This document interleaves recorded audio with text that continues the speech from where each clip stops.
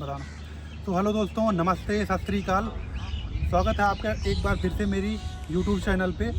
और जैसा कि मैं आपको बताऊं, आज मैं आया हुआ हूं हुमायूं टॉम, जो कि दिल्ली में हज़रत निज़ामुद्दीन प्लेस पे स्थित है। तो आइए चलिए दोस्तों, मैं आपको भी घुमाता हूं।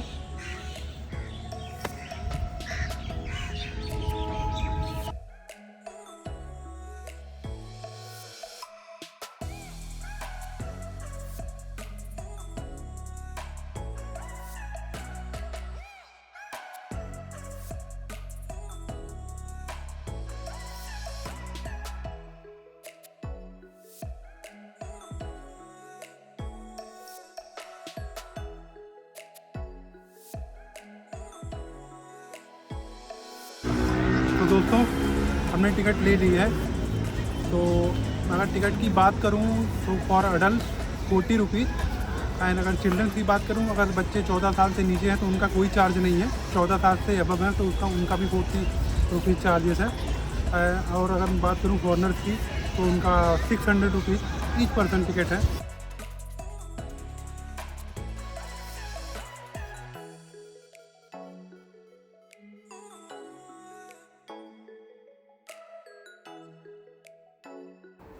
तो मेरे दोस्तों, टिकट लेने के बाद हम सीधा चल पड़े ईसा खान की मकबरा की ओर। तो ईसा खान के मकबरे के बारे में अगर बात करें तो कुलीन ईसा खान नियाजी का मकबरा भारत के दिल्ली में हुमायूं के मकबरे के परिसर में स्थित है।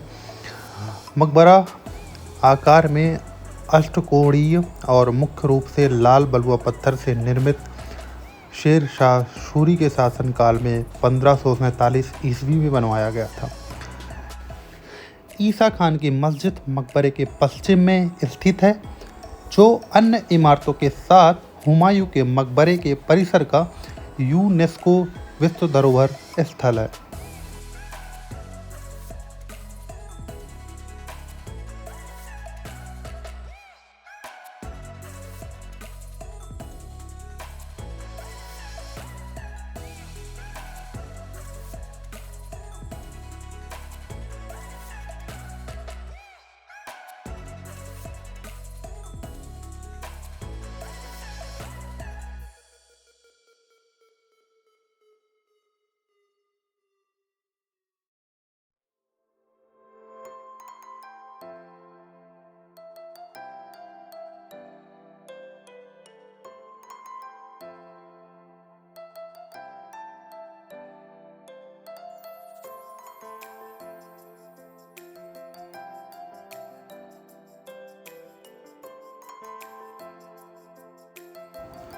दोस्तों, मकबरे में ईसा खान नियाजी का मकबरा है, जो शेर शाह सूरी और इस्लाम शाह सूरी के दरबार में एक कुलीन थे।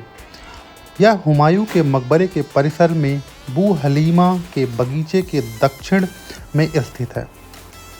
मकबरे पर एक शिलालेख का उल्लेख है कि यह 1547 में बनाया गया था। यह भी कहता है कि शेर शाह के शासनकाल के दौरान बनाया गया था। मकबरा एक स्वर्ग का आश्रय स्थल है। मकबरे के पश्चिम में स्थित मस्जिद, जो कि 1547 में बनाई गई थी।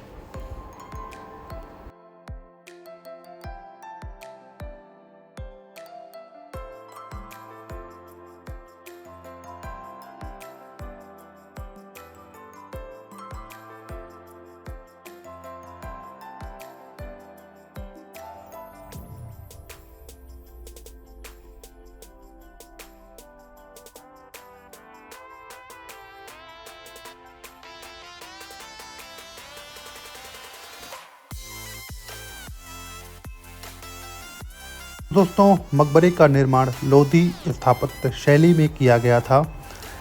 इसका अष्टकोणीय आकार लोधी युग की पहचान एक कम चबूतरे पर खड़ा है। केंद्रीय कक्ष के चारों ओर बरामदे हैं। कक्ष के प्रत्येक पक्ष में 3 मेहराब होते हैं, जिनमें प्रत्येक पर एक छज्जा मौजूद होता है। मकबरे की स्थित शैली मुबारक शाह, मोहम्मद शाह, खान जहाँ तेलंगानी और सिकंदर लोदी के समान है। सो मेरे दोस्तों, मकबरा मुख्य रूप से लाल बलुआ पत्थर के साथ ग्रे क्वार्टजाइट से बनाया गया है, जिसका उपयोग अलंकरण के लिए किया जाता है। इसकी खुरदरी चिनाई को ढकने के लिए प्लास्टर का यूज किया गया है। दीवारों पर साज और सजावट के लिए अलग अलग प्रकार के रंगीन टाइलों का इस्तेमाल किया गया है।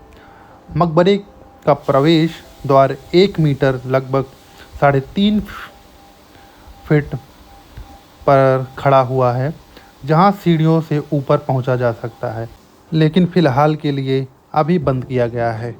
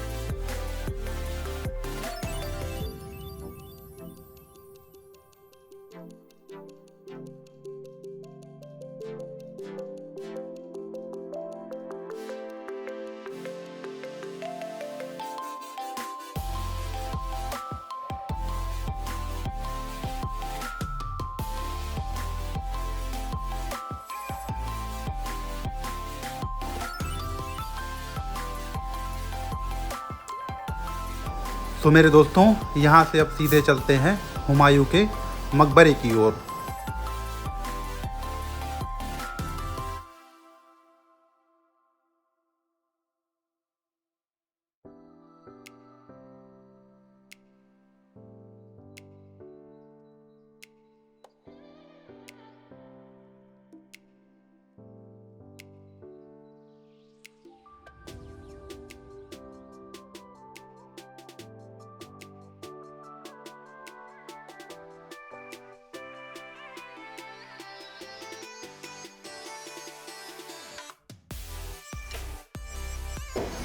तो मेरे दोस्तों, हुमायूं का मकबरा इमारत परिसर मुग़ल वास्तुकला से प्रेरित मकबरा स्मारक है। यह नई दिल्ली के दीन पनाह अर्थात पुराने किले के निकट निजामुद्दीन पूर्व क्षेत्र में मथुरा मार्ग के निकट स्थित है।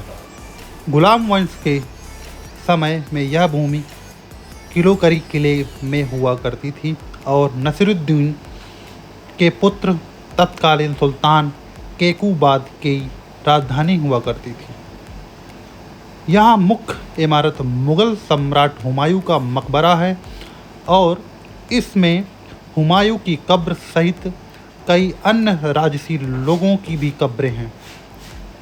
यह समूह विश्व धरोहर घोषित है एवं भारत के मुग़ल वास्तुकला का प्रथम उदाहरण है। इस मकबरे में वही चारबाग शैली है जिसने भविष्य में ताजमहल को जन्म दिया था।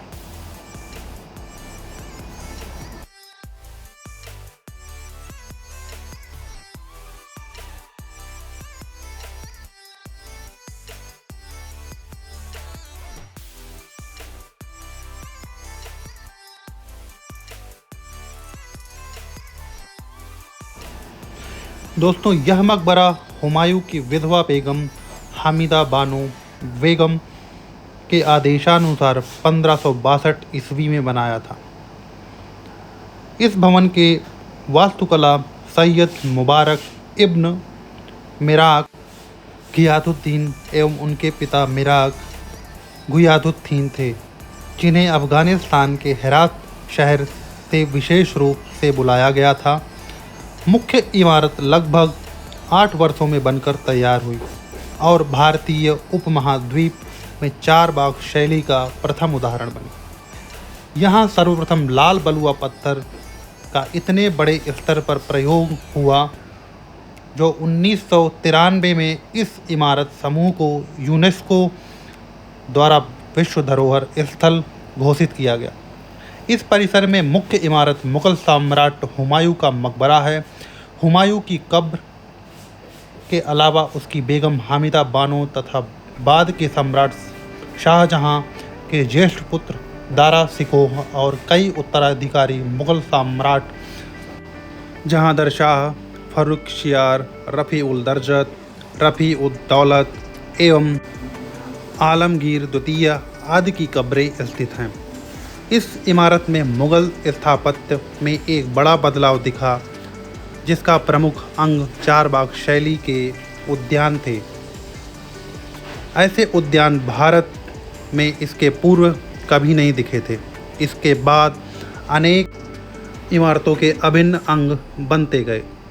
ये मकबरा मुगलों द्वारा इससे पूर्व निर्मित हुमायूं के पिता बाबर के काबुल स्थित मकबरे बाग-ए-बाबर से एकदम भिन्न था। बाबर के साथ ही सम्राटों को बाग में बने मकबरों में दफन करने की परंपरा आरंभ हुई थी। अपने पूर्वज तैमूर लंग के समरकंद में बने मकबरे पर आधारित ये इमारत भारत में आने वाले मुगल स्थापत्य के मकबरों की प्रेरणा बना। यह स्थापत्य अपने चरम पर ताजमहल के साथ पहुंचा।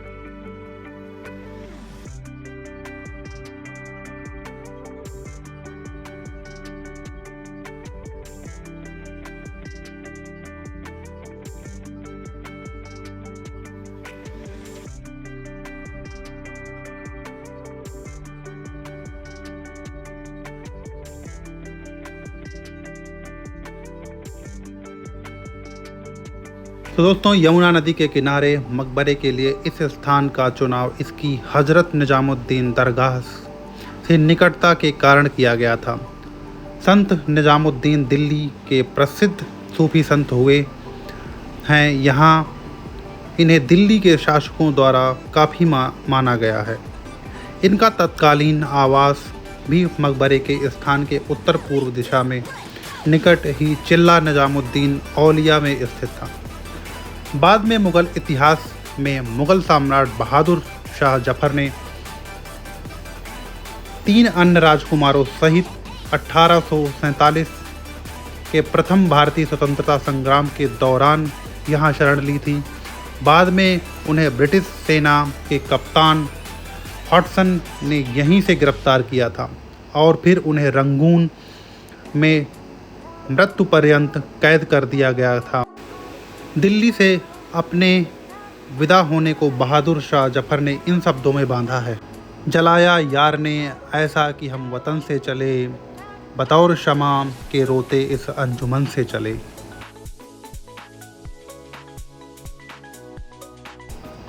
20 जनवरी 1556 को हुमायूं की मृत्यु उपरांत उन्हें पहले तो दिल्ली में ही दफनाया गया और बाद में 1558 में खंजर बेग द्वारा पंजाब में सरहिंद ले जाया गया। कालांतर में मुगल सम्राट अकबर ने अपने पिता की समाधि के दर्शन 1579 में किए। मकबरे का निर्माण हामिदा बानो बेगम के आदेशानुसार 1562 में हुमायूं की मृत्यु के 9 वर्ष के उपरांत आरंभ हुआ था। तब इसकी लागत लगभग 15 लाख रुपए आई थी। कई बार हामिदा बानो बेगम से हुमायूं की पहली पत्नी हाजी बेगम का भ्रम भी होता है। हालांकि 16वीं शताब्दी में लिखे ब्यौरे वार आईने अकबरी के अनुसार एक अन्य हाजी बेगम भी थीं जो हुमायूं की ममेरी बहन थीं और बाद में उनकी बेगम बनी। उनको मकबरे का दायित्व सौंपा गया।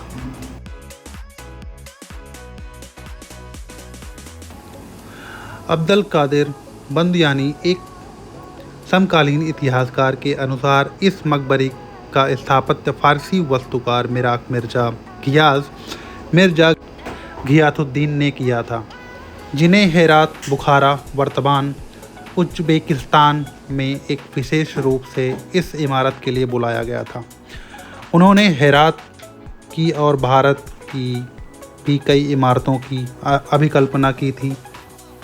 इस इमारत के पूरा होने से पहले वे चल बसे, किंतु उनके पुत्र सैयद मोहम्मद इब्न मिराक घियाथुद्दीन ने अपने पिता का कार्य पूर्ण किया और मकबरा 1579 में बनकर तैयार हुआ।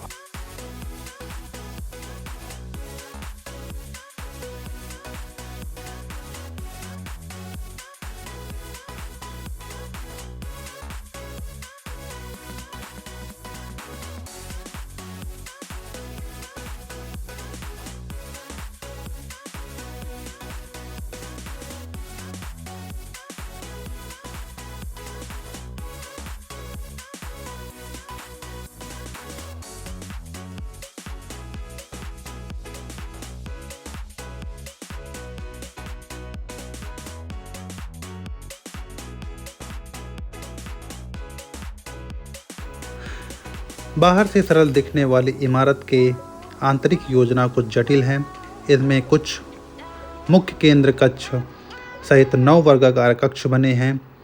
इसमें से बीच में बने मुख्य कक्ष जो घेरे हुए शेष 8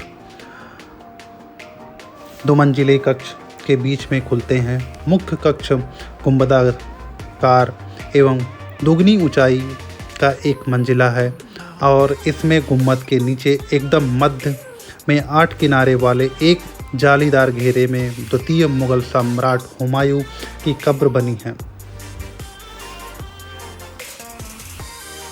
ये इमारत की मुख्य कब्र है।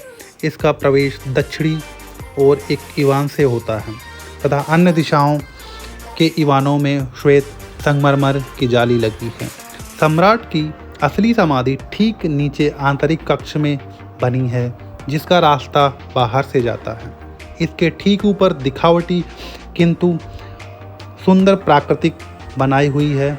नीचे तक आम पर्यटकों को पहुंच नहीं दी गई है। पूरी इमारत में प्रीडा ड्यूरा नामक संगमरमर की पच्चीकारी का प्रयोग है और इस प्रकार के कब्र के नियोजन भारतीय इस्लामिक स्थापत्य कला का महत्वपूर्ण अंग है।